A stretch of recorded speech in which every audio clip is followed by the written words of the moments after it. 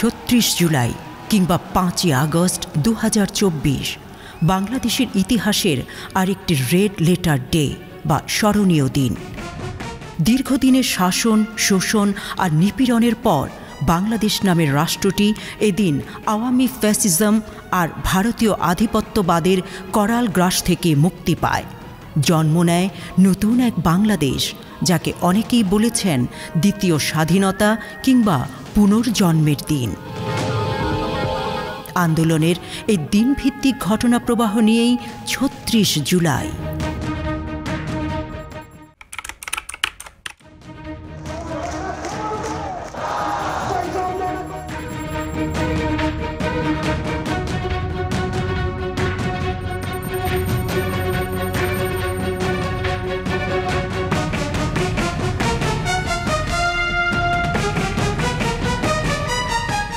শিক্ষার্থীদের দাবি আদায়ের সপ্তম দিনে নতুন এক কর্মসূচি দেখালো বাংলাদেশ।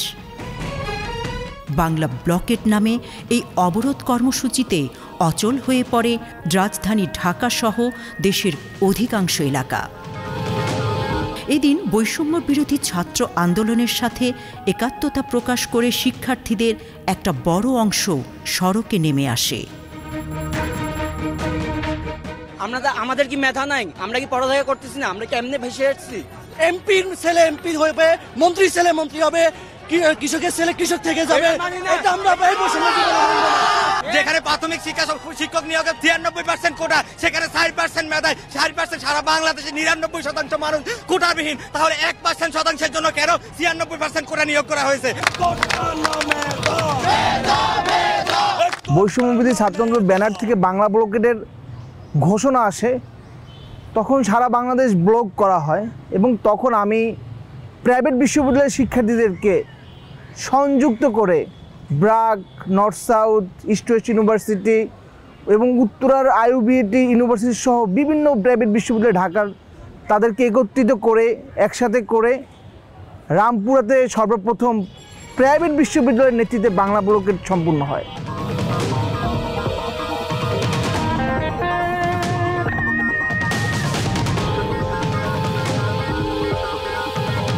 ব্র্যাক বিশ্ববিদ্যালয় থেকে শিক্ষার্থীদের যেই পরিকল্পনা ছিল, সেখান থেকে আমরা বাহিরে আসা শুরু করি। গেটের বাহিরে অবস্থান কর্মসূচি নেই, ইস্ট ওয়েস্টে অবস্থান কর্মসূচি নেই আফতাবনগর বা আফতাবনগর গেট এলাকায়, ইস্ট ওয়েস্টের বাহিরে। তো এক পর্যায়ে আমরা বাড্ডার রাস্তা যেটা আছে ব্র্যাক ইউনিভার্সিটির সামনে, সেটা ব্লকেট করি। সেটা আমরা আন্দোলনে আসছি মূলত আমাদের ইউনিভার্সিটির যেসব অ্যাক্টিভিজম করা স্টুডেন্ট আছে তাদেরকে নিয়ে আমরা এক প্ল্যাটফর্মে বসছি এবং সেই একই প্ল্যাটফর্ম থেকে আমরা সিদ্ধান্ত নেই যে আমরা ইউনিভার্সিটি কেন্দ্রিক আন্দোলনটা গড়ে তুলব। যেহেতু আমরা দেখতে পাচ্ছিলাম যে আমাদের যেসব সহপাঠীরা বা ভাই ব্রাদাররা আছে তাদের একটা ন্যায্য দাবির উপর তাদের উপর আক্রমণ বলেন, অত্যাচার বলেন, বা তাদের ন্যায্য দাবির উপর তাদের ন্যায্য দাবি চাওয়ারটাকে ফিরিয়ে দেওয়া হচ্ছিল। সেখান থেকে আমরা মূলত আন্দোলনে আসছি।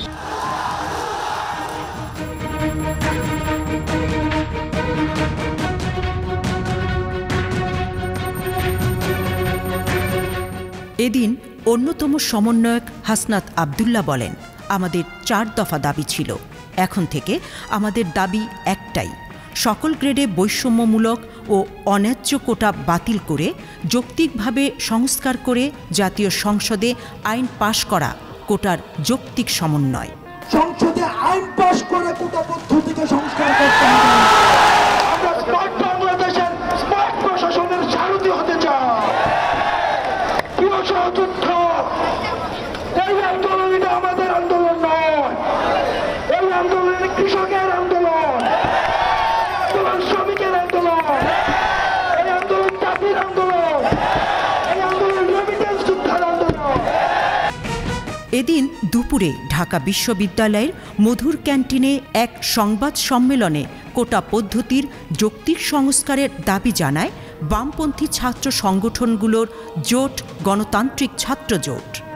জোটের সমন্বয়ক ও বাংলাদেশ ছাত্র ইউনিয়নের একাংশের সভাপতি রাগিব নাইম বলেন, রাজনৈতিক স্বার্থে দীর্ঘকাল অস্বাভাবিক মাত্রায় মুক্তিযোদ্ধা কোটা বহাল রাখা যেমন বৈষম্য তৈরি করছে, তেমনি অনগ্রসর জাতিগোষ্ঠীর প্রাপ্য কোটা বাতিলের মধ্য দিয়ে সামাজিক বৈষম্য প্রকট হবে। 7 জুলাই বিকেল 4টা থেকে রাত 8টা পর্যন্ত গুরুত্বপূর্ণ বিভিন্ন সড়ক অবরোধের ফলে বিকেলের পর কার্যত অচল হয়ে পড়ে রাজধানী।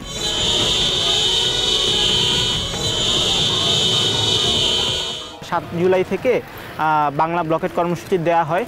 তো তখন আমরা আসলে মেইনলি চানখারপুল বা এদিকে শাহবাগ, ফার্মগেট, পল্টন এইসব জায়গায় আমরা থাকতাম আর কি। পরবর্তীতে জুলাইয়ের 10 তারিখে আপিল বিভাগ এই কোটার উপর একটা স্থিতাবস্থা জারি করে এবং তখন আসলে আন্দোলনটা একদম তীব্র হয় এবং মোটামুটি সারা দেশেই একদম ব্যাপক হারে ছড়িয়ে পড়ে। ঢাকার বাইরেও বিভিন্ন বিশ্ববিদ্যালয় ও কলেজের শিক্ষার্থীরা মহাসড়ক অবরোধ করে বিক্ষোভ করে। 7 তারিখে বাংলা ব্লকেট যখন শুরু হয় তখন থেকে আসলে আমরা বুঝতে পারছিলাম যে আন্দোলনের ফলাফল না নিয়ে রাজপথ থেকে সরে যাওয়ার কোনো উপায় নেই। তারপরে ধীরে ধীরে দেশের মানুষের সংহতি আমাদের কাছে এসে পৌঁছাইতে থাকে। পূর্ব ঘোষণা অনুযায়ী বেলা 2:30টার পর থেকে আন্দোলনকারীরা ঢাকা বিশ্ববিদ্যালয়ের গ্রন্থাগারের সামনে জড়ো হতে থাকে।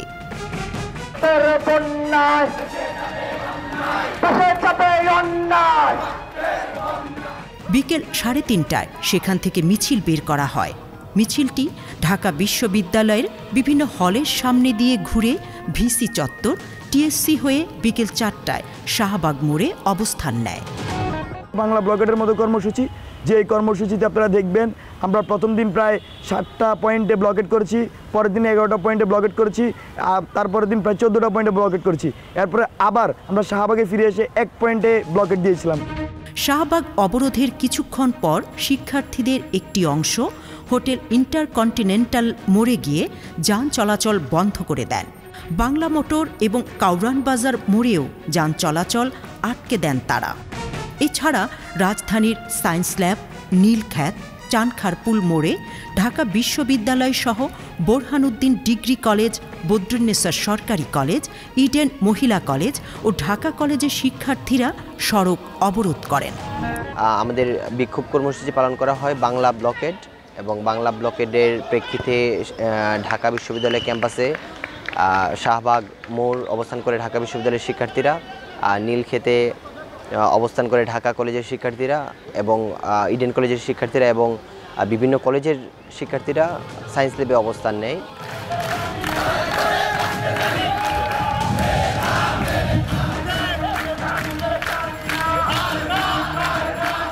আগারগাঁওয়ে বিকেল 4টায় সড়ক অবরোধ করেন শেরেবাংলা কৃষি বিশ্ববিদ্যালয়ের শিক্ষার্থীরা।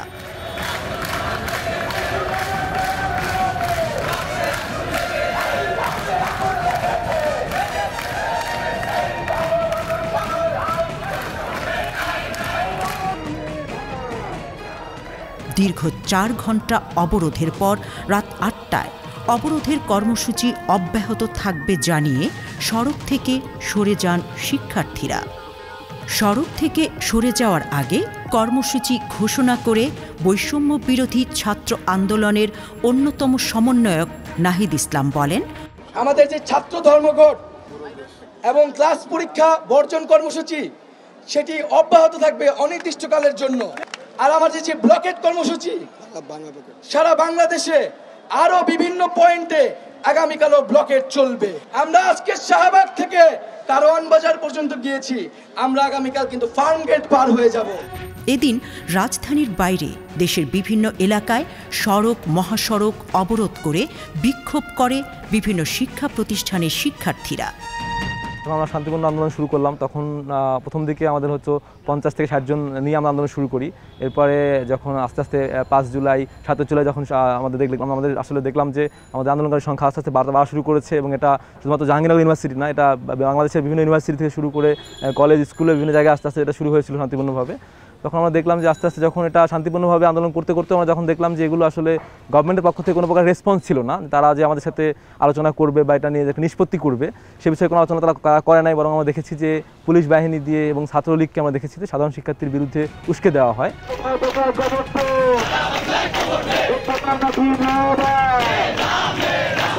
বেলা 11টায় ঢাকা আরিচা মহাসড়ক 2 ঘন্টা অবরোধ করেন জাহাঙ্গীরনগর বিশ্ববিদ্যালয়ের শিক্ষার্থীরা।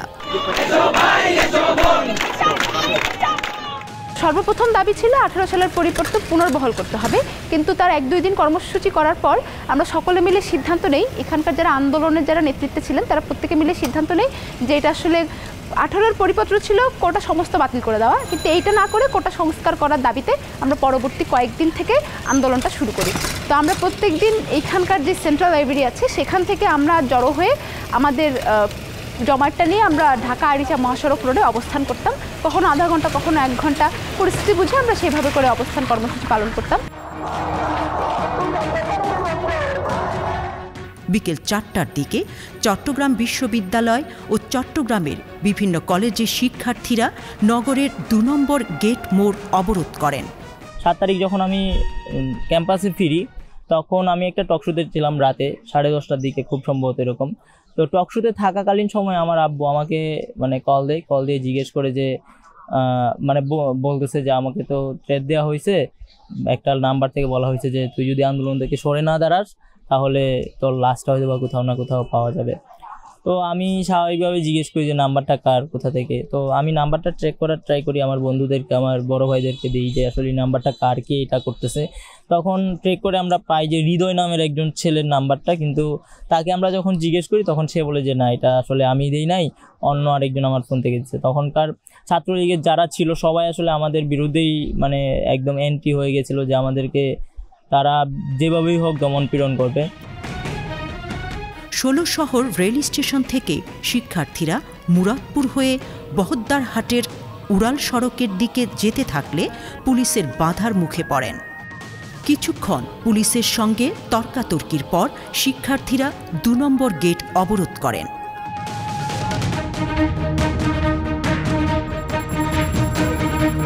শান্তিপূর্ণ আন্দোলন করতেছে, এই ছাত্রলীগের পোলাপান এসে একটু পাথর মারা শুরু করছে আমাদের উপর। রাফি ভাইকে সমন্বয়কারীকে ওখানে আটকে রাখা হয়েছে, সাবি নিয়ে ফেলা হয়েছে ট্রেনের। আমাদের পিছনে পুলিশ থাকা সত্ত্বেও ছাত্রলীগের ছেলেরা কিভাবে আমাদেরকে হাত তুলতে পারে?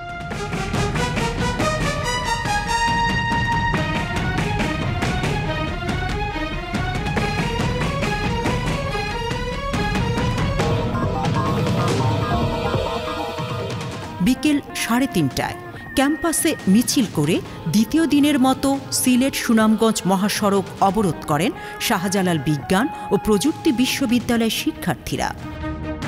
বেলা 11:30টায় কুষ্টিয়া ঝিনাইদহ মহাসড়ক অবরোধ করে ইসলামী বিশ্ববিদ্যালয়ের শিক্ষার্থীরাও।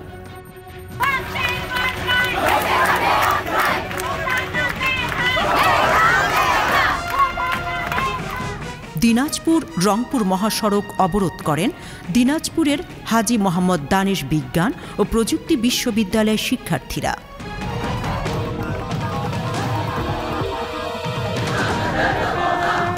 ঢাকা পাবনা মহাসড়ক অবরোধ করে দ্বিতীয় দিনের মতো বিক্ষোভ করেছেন পাবনা বিজ্ঞান ও প্রযুক্তি বিশ্ববিদ্যালয়ের শিক্ষার্থীরা।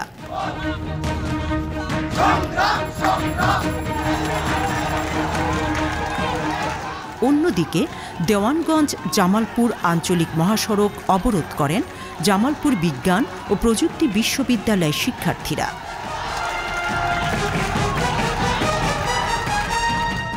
বিকেল 4টার দিকে ঢাকা চট্টগ্রাম মহাসড়ক অবরোধ করেন কুমিল্লা বিশ্ববিদ্যালয়ের শিক্ষার্থীরা।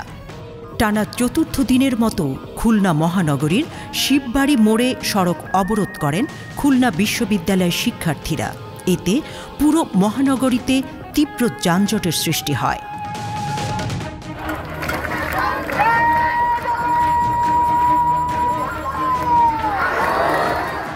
বেলা 11টায় ঢাকা কুয়াকাটা মহাসড়ক অবরোধ করেন বরিশাল বিশ্ববিদ্যালয়ের শিক্ষার্থীরা।